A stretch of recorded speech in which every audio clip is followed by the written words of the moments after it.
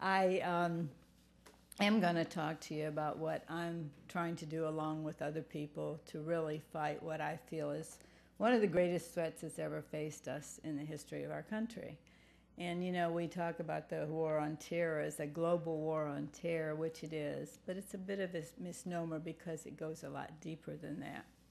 I did start the Anti-Terrorism Caucus really out of frustration because several years ago, back, you know, at the time when 9/11 happened and then, you know, the Iraq War started and all of this, I went to President Bush and everybody else in the White House, the Vice President and on down, with individual meetings, but I went to them with all the information from World War II because I thought we really need to get the American people involved in understanding what this is about.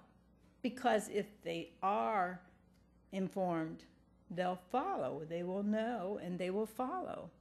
And every one of them to a person said to me, well, you know, we agree and you're right, but we don't want to frighten the American people.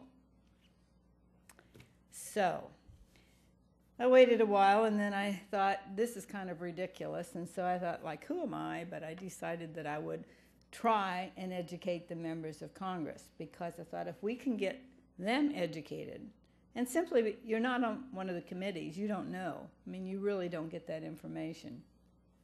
So I started the caucus and brought in 3 co-chairs, and it is bipartisan, by the way. Bud Kramer from Alabama, although he's going to be leaving this year, which I really hate, he's a good friend, is one of the co-chairs. And then Kay Granger from Texas and Jane Harmon from California. So 2 Democrats, 2 Republicans. And so far it's worked real well. We have meetings about every couple weeks. And the idea is, again, to get as much information as we can from people who are really involved and on the front lines. And that may mean people who have written books, people who are currently working in foundations and other places where they're on top of what's going on, people who are literally generals and the chiefs of staff of the military, that type of thing. So it's a broad range of people that we bring in, a broad range of subjects, some of them very controversial, some not. And then we also, in doing that, we try and really give a lot of historical background of what the issues are, you know, just basic education of what was going on in the Iraq situation and the Iraq-Iran situation and trying to explain a little bit about the different sects that are over there. And so really it's fairly broad. But the most eye-opening discussions we've had are the ones that have been on the Muslim Brotherhood's plans to infiltrate our society. And this is what concerns me the most because it's, I think, the most important but yet underreported threat that we face. And this has been documented. I'm not saying anything that isn't documented that you can't go back and read. But there is a vast network through the Muslim Brotherhood of a lot of different organizations that they sponsor and that are active. And there are actual documents available that show there is a subversive plot to overtake our country from within without firing a shot. Some of you may have read through history. Remember the Trojan horse? And I compare it to the Trojan horse syndrome, same type of thing. There were many of the Islamists who were very upset after 9/11, quite frankly, because bin Laden and the plan that they carried out by flying airplanes into our towers disturbed the other plan that they had long term that's quiet and been working very successfully. And actually, experts had predicted that by 2010, Europe was to be essentially lost to them. Fortunately, there's starting to be pushback against what's been going on in Europe. And I'm really encouraged by that. Not too long ago, we had a meeting of our co-chairs of our caucus and also parliamentarians from the European Parliament from different countries. And it was so encouraging because, I mean, they have fire in the belly to do this.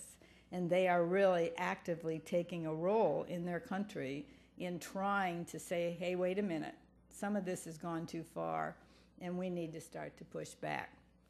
And so here in America, though, it seems that even though we have the enemy's playbook, we don't take it seriously and haven't really been addressing the threat here.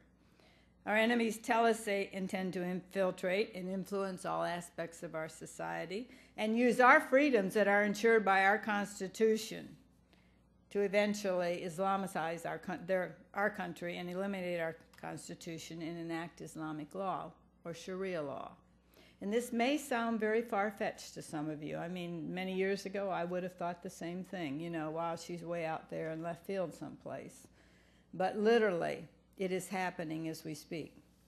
Our government seems blind to this problem because many of our government agencies work literally with leaders of some of these same groups. And some of these leaders of these same groups are in jail for terrorism charges.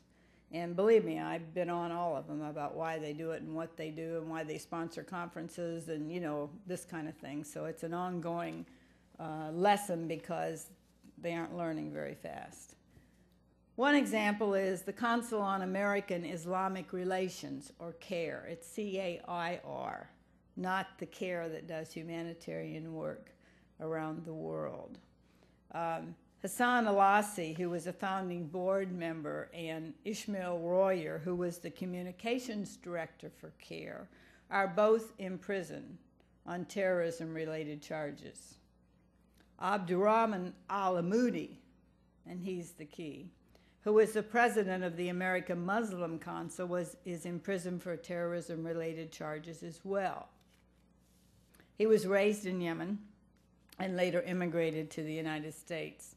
He made a lot of contacts politically and ended up being put in charge of setting up and approving the Muslim chaplain program for both our prison system and the military. One of the chaplains, James Yee, that name may be familiar to some of you, was arrested on charges of treason while he was stationed at Guantanamo. The charges were dropped only because the government did not want to reveal confidential information that could have revealed secret sources. Where is James Yee now? He's a Washington State superdelegate. To my knowledge, the chaplains placed into our military by al-Amoudi have not been revetted, even though he is a convicted terrorist in prison as we speak. And I think it's outrageous. I've written letters to Secretary Gates, also to the head of the Bureau of Prisons, and Secretary Gates has gotten back and said he's having his people look at it and they will get back to me.